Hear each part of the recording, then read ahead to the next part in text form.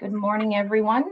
Welcome to our Police Service Board meeting for April 19th, 2022. That's hard to believe that it is 1 April, and 2, that we've been doing this now for 2 years online. So that's kind of crazy too. So we have our agendas in front of us. Nancy sent out our packages. We had the holiday Friday and the holiday Monday, so there wasn't an opportunity for an addendum. Nancy's taken attendance already, and at this time, we need to talk about the agenda.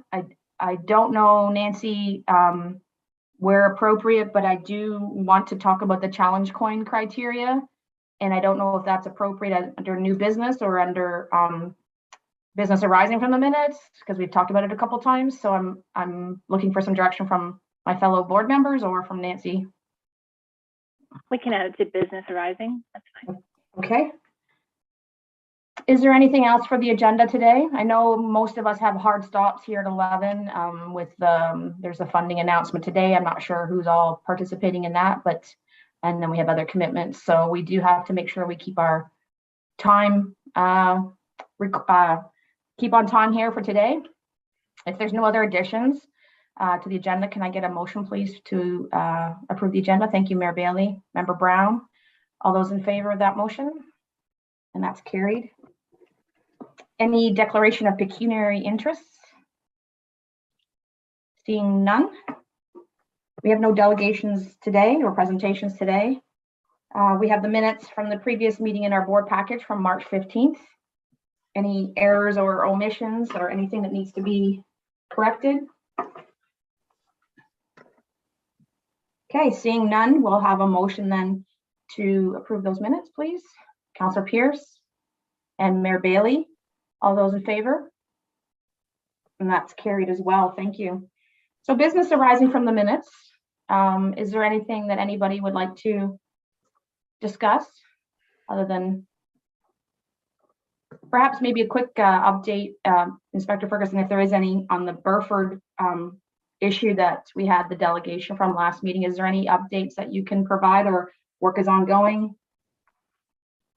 Yep, through you, Madam Chair. I know that our delegation from last met with the county to follow up with some information on how to obtain the community safety zones, and we'll continue to work with him on that to provide some additional information.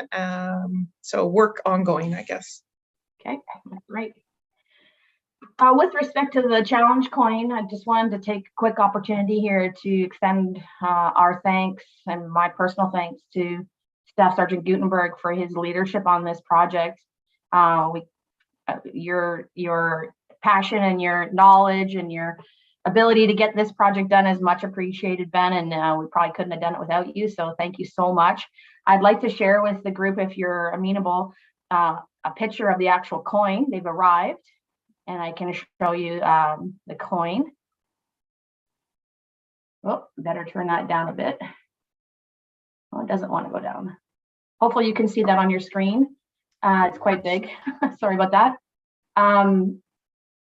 It's beautiful. It's a very nice coin. It's got on the OPP side a nice shiny epoxy finish, and on the Brant County side it's 3D raised, and it's very nice. It's a very nice weight. It's a nice look. It's a very distinguished look, and we have them in our possession, or Ben has them in his possession at the detachment. So they've all been received. They all look great, and I couldn't be happier. So hopefully you guys are happy as well with the look of that coin. And once you see them yourself, I'm sure you will agree. We also, Ben and I put together that document I sent out to you over the weekend, and I apologize for not getting it to Nancy sooner, but with the holidays and everything, I didn't think about the addendum part with Monday and everything. So I'm eager to get some feedback from you folks on the criteria that we are proposing. And of course, it's a fluid document, so if we need to update it or amend it as needed, we certainly can do that. It's our criteria, Police Service Board's criteria. And with Ben's input, I think we've got a good foundation of the criteria for awarding that. I'm eager to get your feedback today, just because I think there's some opportunities coming up that we want to be able to start distributing the coins to our Brant OPP members. And I wouldn't want to miss those opportunities at the beginning of May to wait, if that makes sense to everybody. So I'm not sure if there's any particular comments or feedback on the draft document that we sent out. Councillor Pierce? Thanks, Madam Chair. Through you, I think you nailed it. I think the criteria is very good. It's not the fact that we're just going, here you go, everybody. I think it'll be well deserved for anybody within that criteria. So well done. Thank you. So I'm not sure if we need to have a motion to approve or accept the criteria as a starting point, but that would, Member Brown? Yeah. Are you willing to put that motion forward? I am. I think it's a job well done by Staff Sergeant Gutenberg, the OPP, yourself, all involved, and the council for being involved with it as well. It's a great collaboration amongst everybody, for sure. So Member Brown, you put that motion forward to approve the draft criteria then? I do. Okay, and Councillor Pierce, you were going to second that? Gladly. Thank you. Great. Any other discussion then? Okay, all those in, oh, sorry, go ahead. Actually, sorry, Madam Chair, if I could to Ben, like, is that kind of the criteria that others use? Like, I'm just trying to understand. I know we had talked about, excuse me, talked about a few examples of who might get them and receive them and stuff like that. Is that kind of the criteria, the broader audience, I will put it, other detachments and stuff use? Through you, Madam Chair, no, it's not the same type of criteria, because I've experienced other detachments hand them out more liberally, and the meaning becomes absent as a result of that. Perfect. So the reason for this criteria, it tightens the control.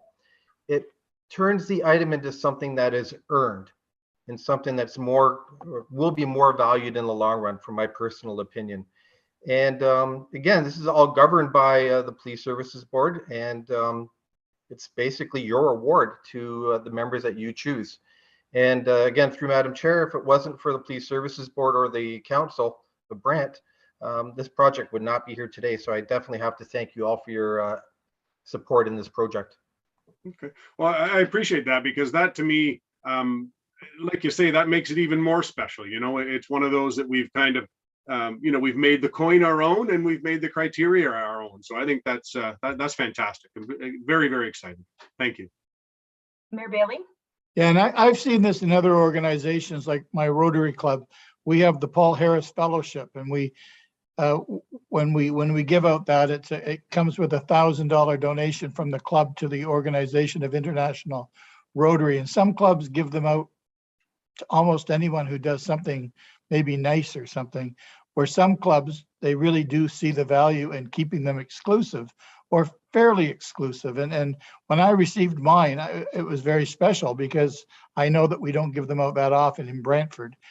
So I think you're right, Inspector. I think if we can keep them fairly exclusive, and I like that the whole Police Services Board has to agree, or mostly agree, on who they should be given to, and I think that's great. It takes the power away from one person or one group of people, and I think that's great. So keep it exclusive. There are, just to follow up on that, Ben and Angela have shown me different internal OPP challenge coins that would, of course, have different criteria than what we're proposing. Service criteria, exceptional service situations, and those are completely different again, and they're not awarded, by a body other than internally, like commanders coins or different things like that. So I think we have a unique opportunity here, and I think our criteria is, I'm pretty happy with it as well. And I think we have a good opportunity here, and I hope that with this today, that we then can start getting them out into the hands of the folks that we're looking to support. Mayor Bailey, you wanted to add something there? Yeah, the only thing I wasn't quite sure of is this the way we're going to do it moving forward, or are there opportunities for people that have done things in the past to receive them? So I think we'll get the initial group out and distributed, and then we have under item 6 that we would consider nominations. So if any one of us had a nomination that we'd want to consider, we'd bring it. My thought would be that we would bring it to the Police Service Board for consideration for those situations. And then it would be up to us as a police service board to make a decision on the awarding of that coin in those situations. And there's some criteria there as to what would constitute those above and beyond situations that we would want to acknowledge. And we can always expand on them in the future. But I think there's still an opportunity for us as a police service board then, the way we have this structured. And Ben, is that your thought as well then? Through you, Madam Chair, absolutely. As you stated before perfectly, it's a living document, subject to change. It's a police services board has set the criteria. I think it's an excellent starting point. Any other discussion then on the criteria? I know we have a motion on the floor. Are we ready to go then? All those in favor of the criteria? Okay, great, that's passed. I will just ask for the board's permission then to proceed with Staff Sergeant Gutenberg and Inspector Ferguson in starting the distribution of those coins. We'll let you know if there's opportunities for you guys to join us as well. But for now, I just want to make sure we have the go ahead from you folks to go ahead and get these out. Okay, great, thanks. All right, so moving along, we are on item 7. And that would be Inspector Ferguson and the detachment commander's report, please. Good morning, through you, Madam Chair. We'll start off on page 9 with the staffing section there. We welcome Special Constable Candace Webb, who joined us. She switched positions with the Special Constable Wilfong, who was here before. One was in Norfolk and they've now switched. So we welcome her here to our detachment.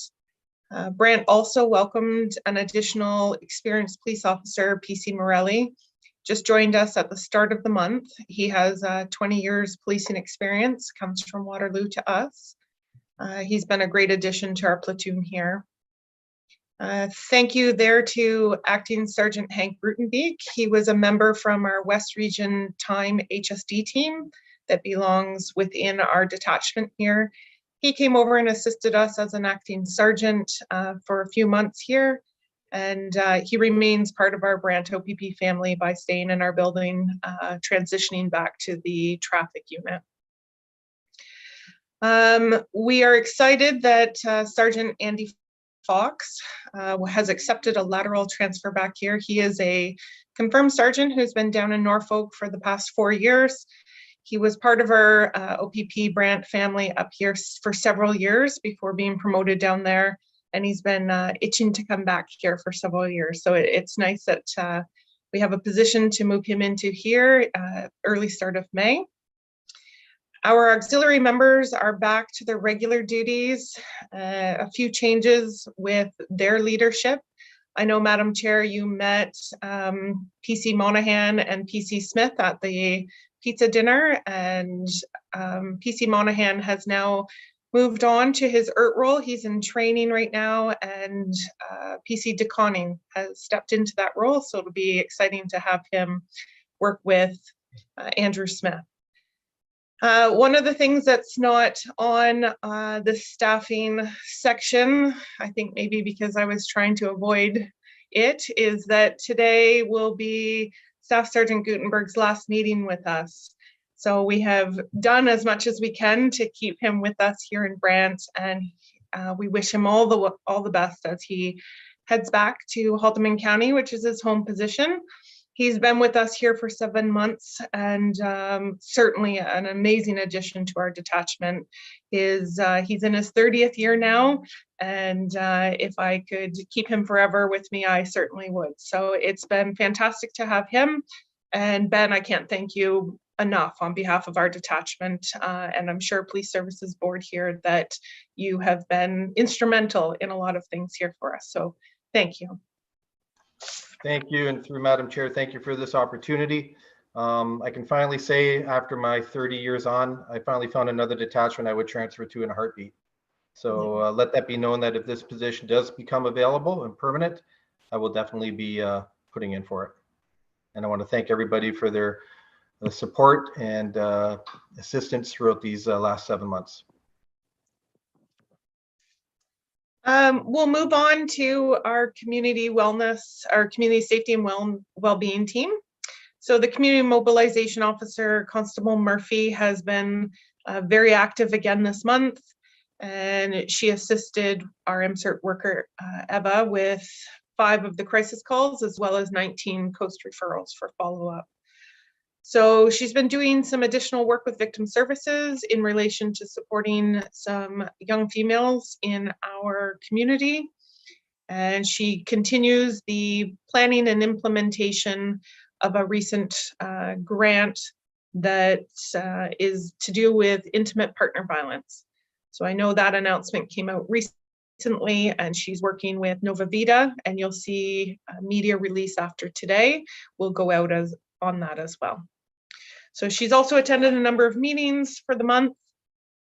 Next page is PC Gagnon, our youth and school resource officer. Her statistics are there. She was very busy doing the OPP kids in the schools. Some of the schools have asked her to come in person, and some she still does on Zoom. So she's very active in that area as well. And she's participating in a conference today out of Toronto for youth school resource officers as well. With respects to our media officer, again, extremely busy. He is always on there. There are 65 new releases and social media posts and 36 posts to Facebook and Twitter. We have Acting Sergeant Ed Sanchuk and our media relations Derek Rogers in our building today to assist us on some additional media grant announcements. So it's exciting to have them here. There's a bunch of buzz in the hallways. So if we move on to our focus patrols, Staff Sergeant Gutenberg has prepared this section of the report to outline our focus patrols, and you will see that there are 82 hours, 53 of the PONs issued there, and 3 summons. And correct me if I'm wrong, Ben, those are changing come next month as well, correct? We'll see some new focus patrols in the area. Absolutely. May 1st is our start date. So you'll have a summary for the May report of the last focus patrols, and the 4 new ones will be starting. And I have a couple decent ideas that would address maybe some of the things that have been mentioned at the Police Services Board meetings in the past. Perfect, thank you. And the Brant Traffic Enforcement Initiative, so our traffic management unit, the March totals are there for 224 PONs for the month. And you'll see underneath that the line for the 2022 totals so far are at 596 provincial offense notices there. The next page is our Crime Stoppers, and the Crime Stoppers chart is there, which provides the year-to-date as well as March and since inception. I was unable to meet with the Crime Stoppers chair this last month. However, we are rescheduled to meet in early May. Staff Sergeant Gutenberg has put together the noteworthy events, which were quite significant here in March. He's highlighted some of those for you to review. And in the trends and action page, just go through sections of those. So our ICON data reports, so this is the 2 months before in January, the 73% increase in total charges for January compared to last year. Of note, the speeding charges are considerably up, and that is half of which are attributed to our traffic management unit. Violent crime is up slightly year to date, and it is accounted by that small increase that we see in the assaults and other crimes against person, which are harassments, etc. The property crime is up 5.3% in March, and drug crime experienced 1 less trafficking charge compared to last year, so that's why you see the decrease there. In relation to motor vehicle collisions, in March, we did not experience any fatal motor vehicle collisions. Personal injury was down 33%. We did see a 46.8% increase in the property damage collisions overall, and a 31% increase of motor vehicle collisions year to date. The vehicle-related property crime trend continues to increase, unfortunately, for another month. We had 15 stolen vehicles in this month, in this period. We are recovering almost half of the vehicles still within the County of Brant, which indicates to us that some individuals are stealing them to transport themselves other places in our county. So we just like to remind everyone to keep their vehicles locked, keep your keys inside your house, keep your valuables out of sight in the vehicles. And we have requested our community street crime be engaged in further enforcement and further patrols for that. Our mental health calls remain the same this month compared to the March of 2021. The combined mental health calls in total, though, increased just slightly, 8% compared to last year. So that's any call that we go to that has a mental health component. 911 calls were down again for the month of March, which is great. Alarm calls were significantly higher in March compared to March 2021. And I know there's a report in here from county about the alarms. This will also include some of the alarms that we receive, but not necessarily we attend. So it could be that they're canceled as officers are attending to the alarm call, that the keypad gets reset, and that the company calls us to say that we're not required. Domestic disturbance calls increased in the month of March by 43% from last March, and are down slightly year to date for 2022. And pending any questions on the report, that is the March 22 report. So let's open up the floor then. Is there any questions for Inspector Ferguson regarding the report? Councillor Pierce, thank you. Thanks, Madam Chair, through you. Just a couple quick ones. When it comes to the mental health related occurrences, and where it just seems, over the last few years we're trending up, which is never a good thing. I'm curious if we look at the 2021, actually, I guess even back to 2020, to 2021 and now into 2022, is there any indication or is there anything that ties some of these increasing calls to COVID? Just that the people, it's just kind of, taking them to the brink, so to speak. I'm just trying to correlate if there is any relation between the two, or is it COVID has nothing to do with this? I'm not sure if that's factored in there or not. I'm interested in your thoughts. Well, anecdotally, I would imagine that individuals who have struggled over the past 2 years with COVID, I would imagine that they will continue to reach out for help, and we may be engaged with them in some form. I can't say specifically without having our analysts take a look at each of the domestic calls. I will speak to our MCERT worker and find out whether or not she's garnering that information from her interactions with individuals in our community. And certainly today we have a meeting with St. Leonard Society. They may know differently.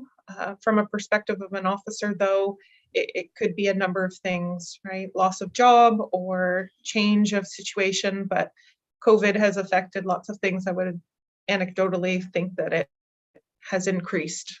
Okay, I thank you for that. And if I could, Madam Chair, just to follow up, and you kind of touched on something there, Inspector, people will continue to reach out.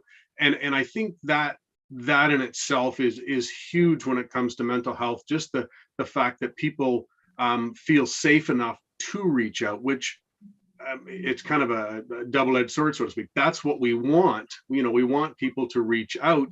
So do we think that maybe, and not that we weren't doing a good job on it before, but do you think overall we're putting more emphasis on the mental health thing, so people are feeling safer and feeling that they can reach out? Do we think that that's part of it? Not that we ever want to pat ourselves on the back, because this is something that is critical, but is part of it the fact that we're now doing a better job to have avenues for people to reach out? Is that possibly the increase as well? Yeah, through you, Madam Chair, I would say that certainly with our increase in training for officers, our increase in the county, putting media out to support individuals struggling with mental health crisis, certainly St. Leonard's is doing an immense amount of work and some great things within the Brant and Brantford communities.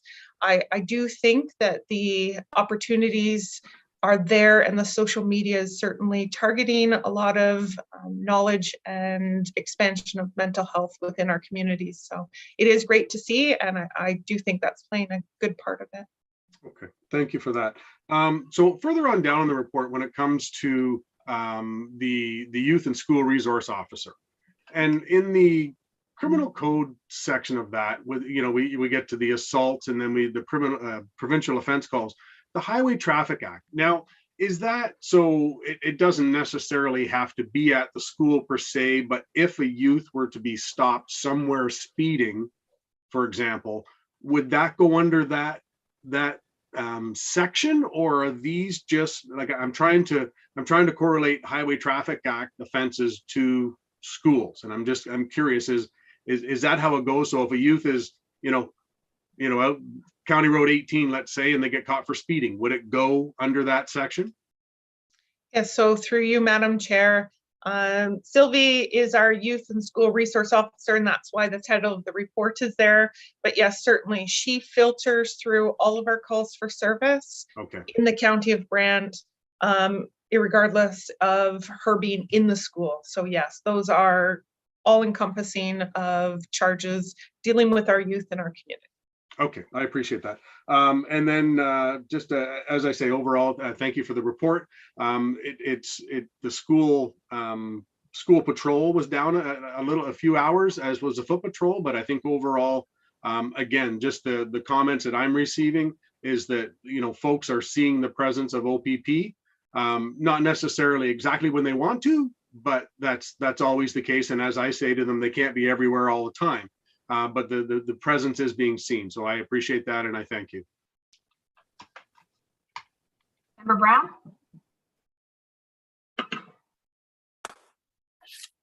Thank you, Madam Chair. Through you to Inspector Anderson. Just following up on Councillor Pierce's comments, with the implementation of the new positions and program with mental health, has the criteria changed, or is it being interpreted differently as how they stat a complaint and putting a component of it down as mental health? I know there's more of an awareness which could lead to additional calls or stats, but within the OPP, have they changed within Brant County saying, okay, anything you do this will result in this box being checked off? Has that been changed, or is it just because of the awareness with the full-time position there that members may also be adding to that? Through you, Madam Chair, we have not changed our criteria in the past couple of years on how we document our domestic related calls.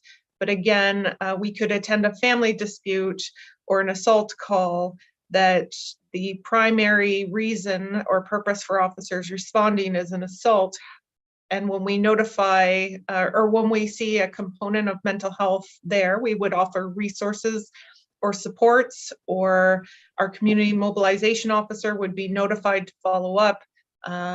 So that would check off that mental health component for the level 1 and 2. But no, we have not changed it in the past couple of years. Okay, just to clarify though, maybe 3 years ago, would they have checked that box off if it was just a dispute they were at before? Are the members just more sensitive or aware to this? Through you, Madam Chair, I don't see that. We have always had the capabilities of documenting it as well as a mental health call. There hasn't been any change in that, so no. Thank you very much. Any other questions or discussion on the report? Just like to highlight under the noteworthy events, the diversity of the number of calls that you folks are attending I continue to be always amazed at the variety and type of calls that you are getting called out to. And in the noteworthy events, there's such a range of needs and wants from the community in terms of the help that they need. So I just wanted to highlight that it's not like we have a standard kind of thing here in the county. It seems to be every day is different, and it seems to be that there's lots of different challenges that your members are having to address. So I just wanted to highlight that point. Anything else then before we go into the false alarms report, or anything else from you, Inspector Ferguson? No, nothing more for me today, Madam Chair. Thank you. I guess also just on this mental health piece, just highlight the community safety and well-being plan that the county has developed. One of the biggest priorities under the 5 that they highlighted was mental health, and they have a number of things that in the plan that they're looking to address as well. So it's definitely, whether it's more destigmatized, and there's still more work to be done. It's okay to not be okay, and it's okay to call for help. Like, that's a lot more prevalent now than, gosh, 10 years ago, 20 years ago, right? So maybe there's some more of that work being done as well that helps to support people who need that help, and they're more willing to call out for help when needed, perhaps. But I'll have another update on the community safety and well-being plan under our communications piece. So I'll leave it at that. Shall we go into the false alarms then right now? Everybody's got that on page, gosh, what page is that? My iPad doesn't move fast enough. Oh, there it is. Page 29 in our package. You can see the false alarms for the month of March and the number of warnings and that have been issued, and also the responses, second and third responses. Any discussion or comments on that? I know we have a report as well in our package from Heather. I'm sure we'll circle back on it. Okay, seeing none, we do need a motion to receive both the detachment commander's report and the false alarms report for information, please. Thank you, Member Verhey, seconded by somebody. Councillor Pierce, thank you. All those in favor then of that motion? And that's carried, thanks. Okay, so we have Heather's staff report on page 31 as a follow-up item from last meeting, where we were talking a little bit about the false alarms and trying to understand a little bit more about that. Heather, did you want to review that with the group? Sure. Actually, it was just a good refresher for myself as well as to, how we got to where we came, because I was way back when we started this road. I was also working with the board, but where we're at in terms of, the increasing fees per number time response, that seems to be working well. And the question about why there was so many calls that were captured in the OPP report, but not in the report from Treasury. Treasury doesn't report on calls that there was no response to. So in March, looking at the numbers, there was 10 calls that the OPP counted as alarm calls coming in, but nobody responded to. So those aren't captured in the finance report.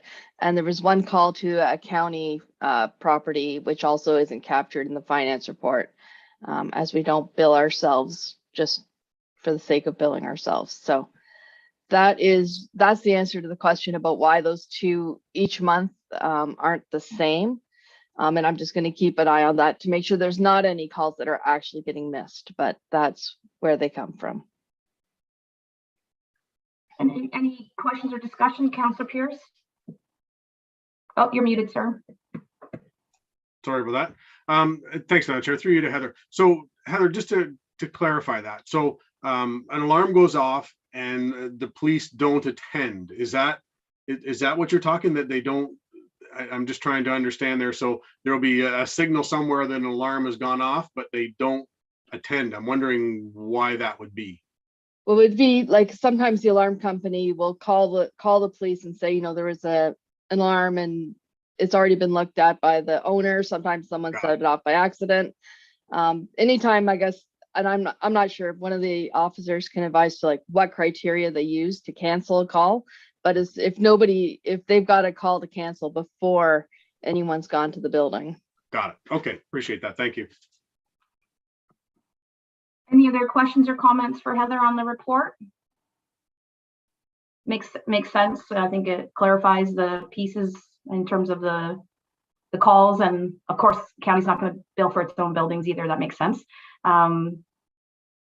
Okay, so if there's nothing further, then thank you, Heather, for clarifying all that for us. I think it helped it helped refresh all of our memories and bring us back on track for that, and helps us link up the two pieces of information. So I appreciate that. So we do need to do a motion then to receive the staff report from Heather 22-126 for information. Thank you, Mayor Bailey, for that motion, and Member Verhey for seconding it. All those in favor then of that? Thank you. Okay, item number 9, moving into communications. There's an item in our package, page 33, County of Brant Municipal Use of Resources Procedure. I'm not sure who's stick handling this particular topic, but from the county. Heather, is that you or? Sure, I can speak to this as well. It's just a basic procedure that we set up every election year, just to make sure that there's a separation between the candidates and accessing any of the county's resources, so that they can't use any county equipment, can't access any have extra access to county staff. And I imagine that would extend to the OPP as well. So it's just a standard policy. If you're not a candidate, it doesn't really apply to you, but it's also for staff as well. So everybody understands the playing field, and to make sure that everybody's on the same level when we get into the election season. So this kind of starts here May 1st as you get closer to the nomination time period, and then the open campaigning period, I guess. Is there any questions or discussion on this then? Anybody have any clarifications they'd like to see or understand? Some of you may be familiar with it already. Are we good? Okay. And Nancy, do you want this received for information as well then with the motion? That would be great. Thank you. Okay. Okay, so then we'll need a motion to receive this report on municipal use of resource procedure. Councillor Pierce, thank you. Seconded by Member Brown. Any other discussion? Okay, all those in favor? Thank you. We'll go into updates here now on section 10. We're meeting our timelines quite well, which is nice. Councillor Pierce, any kind of communication or updates you'd like to share from council? There's not a lot, as I said earlier. There's the feedback that I'm getting and other councillors are getting is the OPP presence is out there, which is fantastic. The number of speeding fines are going up, which people are very happy with, even though it's still a systemic issue across the county. We're taking a bite out of it. The old take a bite out of crime. So I think we're doing a decent job on that, which is good, and people can see that, and they can see it in the reports. That's one of the big things that they were pushing on is the speeding and rolling stop signs, and as Ben said earlier, there's going to be more focused patrols around. There's been a couple of requests up in the Cobblestone Arlington area, so I'm not sure if that kind of fits into your plans, within the school zones and people blowing through stop signs and that sort of thing. So that's kind of on that side, and depending on which side of the fence you're on, we're getting into motorcycle season, and I've already had a couple of calls with folks not too happy about the noise, and I've tried to explain to him. To them, I'll put it as a them, that it's a very difficult thing to police, in the sense of the noise and that sort of thing. But we have, we've come a long way in the last couple of years with, just, sitting in strategic spots, whether, they're kind of going uphill a little bit and they kind of gun it and it sounds a little off. But I said, that's one that we're definitely aware of. The OPP is definitely aware of. And, we're doing, I say the collective we as in the OPP and council are doing what we can in order to try and, curve that, so to speak. But it is a very difficult one to do when it comes to, mufflers and straight pipes and that sort of thing on the bikes. But I was just asked to mention the fact that we are coming into motorcycle season again, which I'm sure you're fully aware of. And just to put that out there, if there's anything or any conversations that you folks have had on the side as to, obviously we're not the only municipality facing this. Is there anything out there, whether we pump it up to provincially or anything like that, to help you when you're doing your job with the noise level indicators and stuff like that? I'm not sure, Inspector Ferguson, if you want to address that now, or if you go ahead. Yeah, through you, Madam Chair, to Councillor Pierce. We are aware of the motorcycle situation. We are preparing for the Friday the 13th rush in May that will see numerous motorcycles come through our 400 series highway and down our 24 series highways. We do have motorcycle operators here in Brant County. One is actually teaching this week to instruct a new class of motorcycle operators through the OPP. With our HSD time unit in our building, there may be some opportunities for them to do some additional initiatives. We have a commercial motor vehicle one coming up, but we'll have to take a look at where we can implement a motorcycle initiative in the near future. Excellent, thank you. Inspector Ferguson, I don't know if this is, I don't know how much detail we can get into right now, but there's also going to be some educational components of our new project that may be able to help with education and awareness, perhaps on some of these issues in our new project that we'll be talking about later. So hopefully there's some more details that can come out from that project as well in terms of the education and awareness to the community. Yes, Madam Chair, you're correct. Through our new community safety policing grants, we will have a new project that is going to be announced this morning at the 11:30, and it will have that component, like you said, of educational piece. And our media operator or media officer is a motorcycle operator here in Brant County, so that is on his list of things he'd like to do. Anything else there, Councilor Pierce, or is that a good for now on that? That's what I have. Thank you. Great. Marty, Member Verhey, anything from Zone 4 that you'd like to give an update on? No, not officially, other than just for interest's sake. If someone was wondering how the nominations went, that was a bit of a tough slog to find somebody to nominate for Zone 4. But I think a day or two after the deadline, we did find somebody. So I had a few phone calls, and I don't think it's official yet, but I think Mayor Kevin Gibson from the Niagara region put his name forward. So we'll publicize those results. But that's on the OAPSB board. Yeah. There was a bit of a push to try and find somebody, but like I said, it was difficult with everybody's busy schedules. So we heard he may potentially be interested, so we called him and he signed up for the task. So that's great. When's the next meeting of the Zone 4? And just to clarify, I think you and I already talked offline on this, but the minutes, the last minutes that Nancy had were from last fall. I know we talked about that last meeting, but there wasn't anything new since last fall. Yes, you were right. Sorry, and I didn't send those through. So I will do that. I will do that right now. I'm just looking up the next meeting date.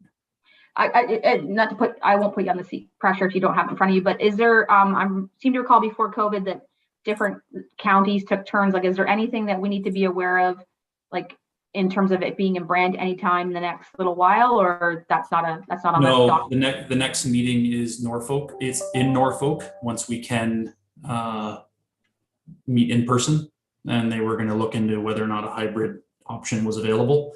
But they've been consistently reminding us through the online meetings for the last 2 years that they can't wait to have us in Norfolk. So that would be the next spot. And in terms of order, I think it would be a bit before we were coming back to Brant, because we had one just before COVID at Brant in the sports complex there. So yeah, there's a lot of other potential places too, but no, I know the next one is definitely in Norfolk. Okay. I will send the minutes. Sorry, I will send the minutes and the next meeting date. Great. Anything else, Member Verhey, on that, or is that everything? Nope, that's everything. Okay. Just to give you an update then on some of my activities, I did attend the Community Safety Wellbeing Planning Committee meeting, and Staff Sergeant Gutenberg attended as well, end of March. Gosh, everything's blending into one another, where we talked about county staff proposed tactics under each of the priorities. So we know we have 5 different priorities within the Community Safety Wellbeing Plan, and staff introduced 5 different, just confused there. The screen changed on me. Everybody changed, the tiles all changed. They put out different tactics under each of those. So for example, mental health, there's several different initiatives that they would like to implement over the next little while to how they're going to address the mental health, or the youth component, or the traffic component, which isn't speeding, it's more accessibility to transportation, those types of things. So more of the social services issues and topics, I believe. And then they also started looking at how they're going to score and report on these. How are we going to measure success of the Community Safety Wellbeing Plan in 5 years' time?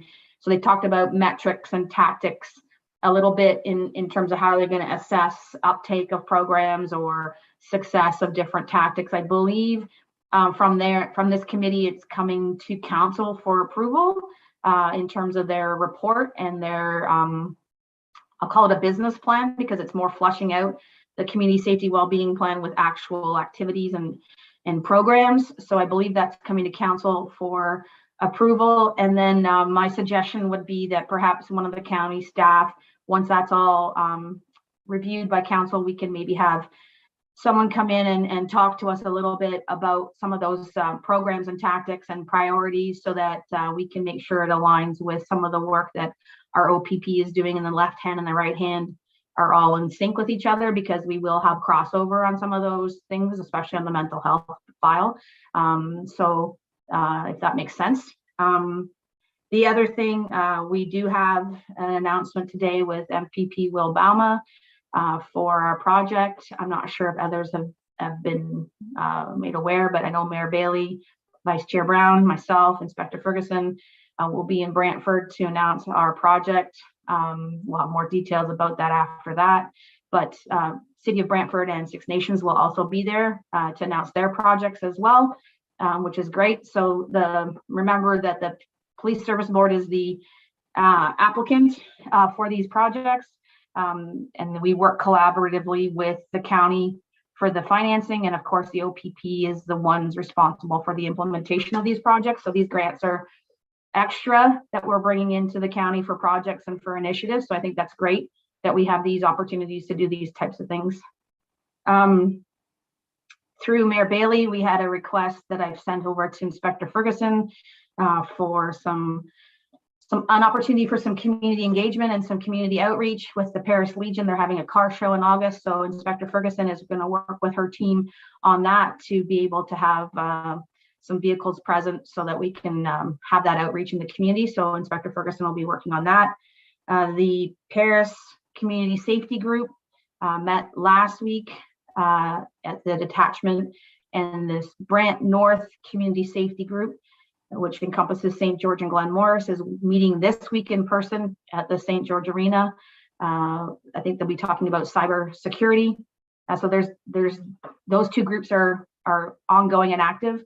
And just to make sure everybody's aware, the names have transitioned officially to the safety group. So Paris Community Safety Group, Brant North Community Safety Group, and those group of volunteers. There may be some additional details that come out of the new Police Services Act, whenever that does get enacted, and then we can deal with that at that time in terms of how we engage these groups.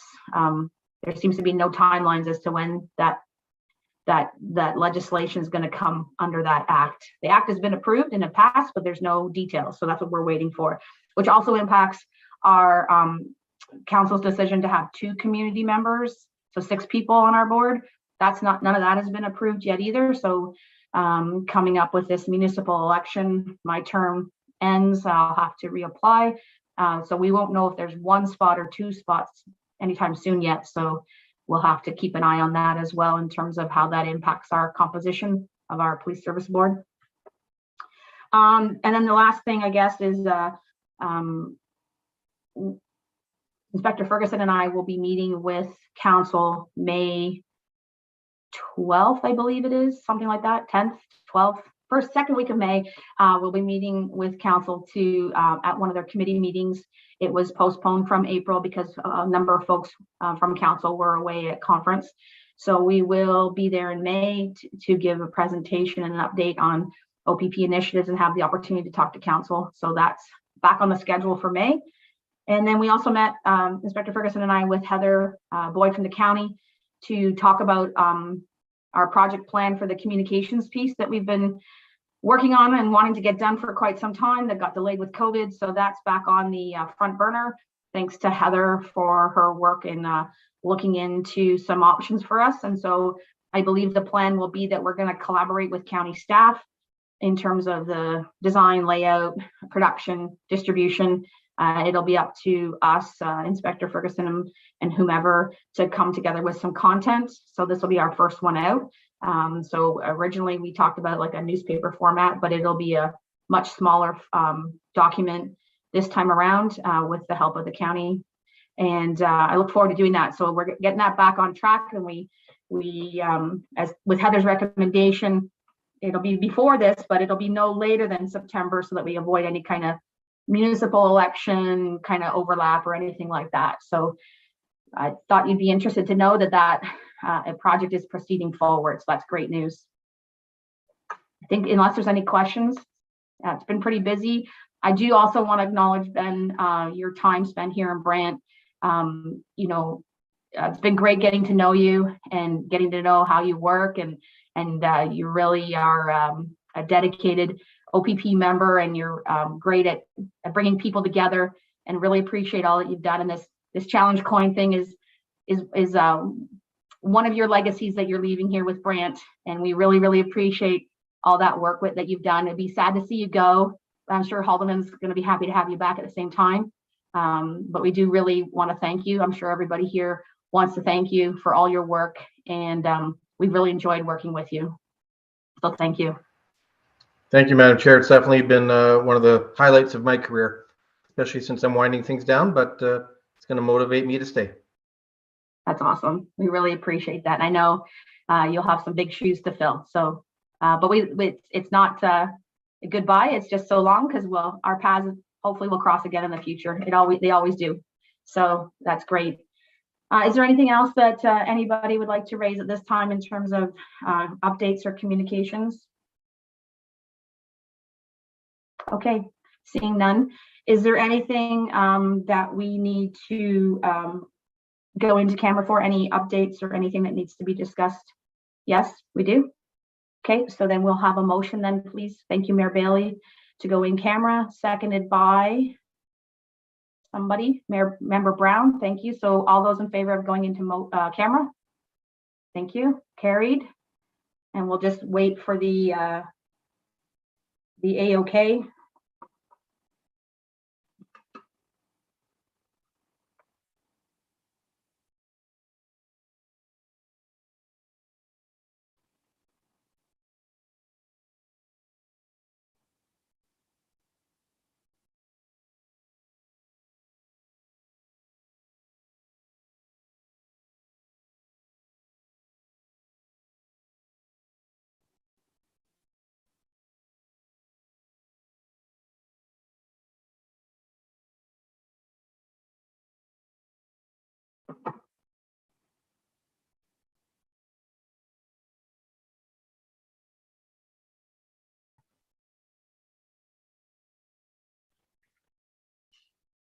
Just a moment, Jen, sorry. I feel like we should have some background music on or something while we wait. The elevator music.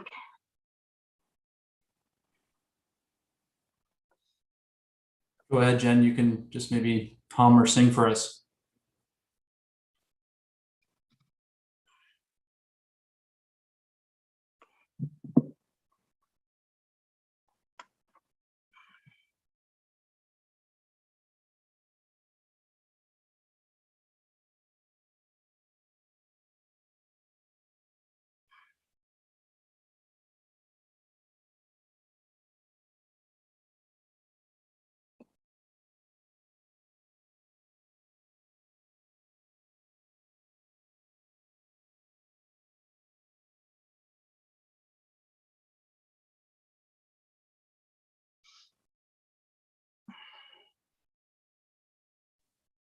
Mayor Bailey, do you see an option to enter the breakout room there?